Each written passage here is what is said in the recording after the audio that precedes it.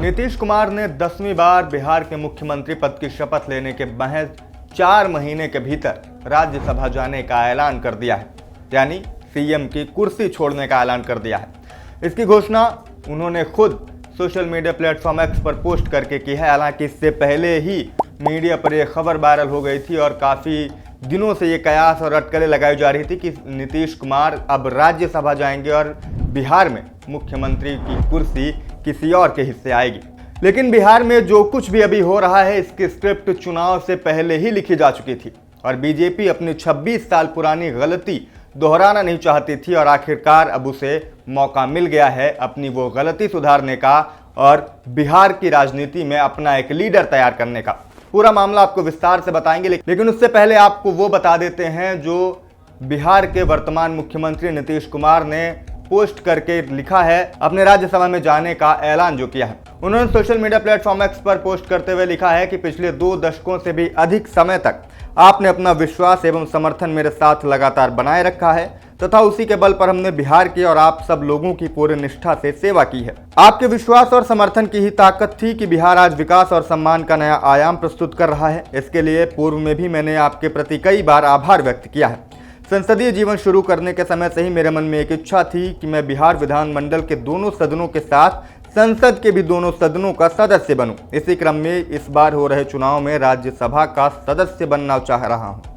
यानी उन्होंने अपनी इच्छा बताई है कि जब से मैं राजनीति में आया तब से मेरे मन में एक इच्छा थी कि मैं बिहार विधानमंडल के दोनों सदनों के साथ संसद के भी दोनों सदनों का सदस्य रहूं और इसीलिए मैं इस बार राज्यसभा के चुनाव में जो है वो नामांकन दाखिल कर रहा हूं। नीतीश कुमार ने आगे अपनी पोस्ट में लिखा है, मैं आपको पूरी ईमानदारी से विश्वास दिलाना चाहता हूं कि आपके साथ मेरा यह संबंध भविष्य में भी बना रहेगा और आपके साथ मिलकर एक विकसित बिहार बनाने का संकल्प पूर्ववत कायम रहेगा। जो नई सरकार बनेगी उसको मेरा पूरा सहयोग एवं मार्गदर्शन रहेगा। तो ये वो पोस्ट है जिसमें उन्होंने ऐलान कर दिया है मुख्यमंत्री की कुर्सी छोड़ने और राज्यसभा जाने का।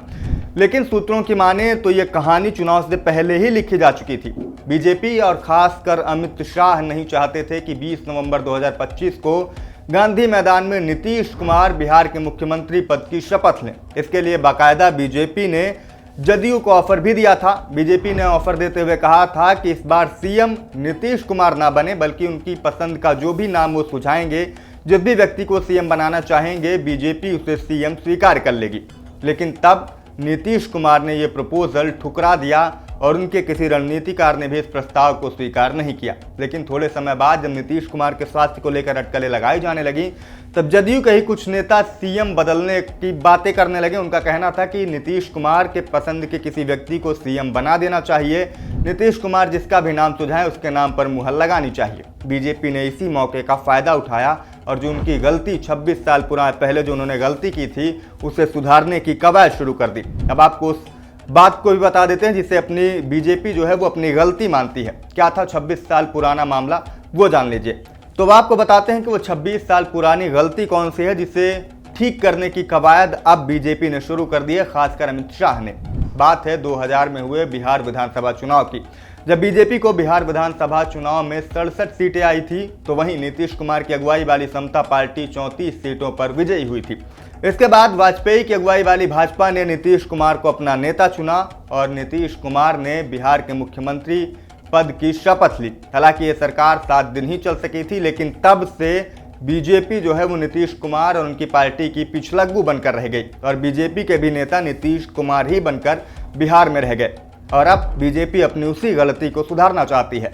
बीजेपी से जुड़े सूत्रों का मानना है कि अब जब बिहार में बीजेपी सबसे बड़ी पार्टी बनकर उभरी है तो वो किसी भी तरीके से अपना सीएम बनाना चाहती है और वो नीतीश कुमार का जो पिछलग्गू वाली छवि है बिहार में उसे दूर करना चाहती है। बीजेपी से जुड़े सूत्रों की माने तो वो इस बार नीतीश कुमार को हटाना चाहती ही है, लेकिन इसके साथ ही बीजेपी अब कोई नया नीतीश कुमार बनाना ही नहीं चाहती।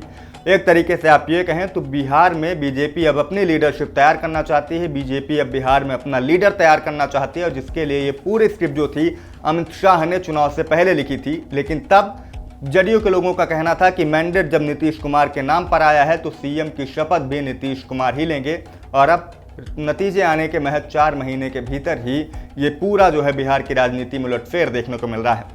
इस पूरे घटनाक्रम पर, बिहार के सियासी घटनाक्रम पर आप क्या सोचते हैं, आपकी क्या राय है, कमेंट करके हमें ज़रूर बताइएगा। मेरा नाम शिवम द्विवेदी है, देखते रहें IBC 24 डिजिटल।